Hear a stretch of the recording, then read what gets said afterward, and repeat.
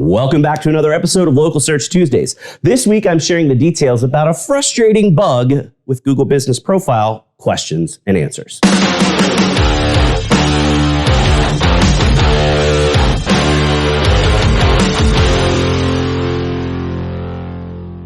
If you've been watching this series for long at all, you know how big I am on optimizing the heck out of your Google Business Profile.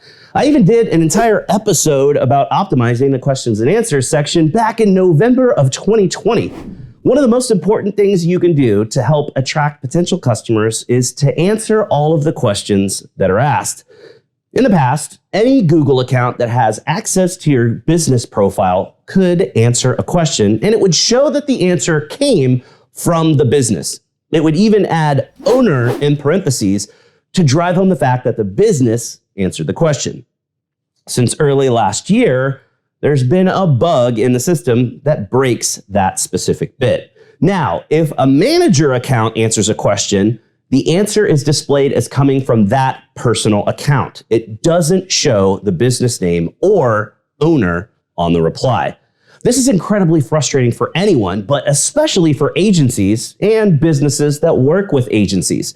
You should never give ownership of your Google Business Profile to anyone else. But because of this bug, that means only the owner of the Google Business Profile can answer the question as the business and be labeled correctly. Obviously, this throws a wrench in things. There's no word as to when or even if Google will fix this bug.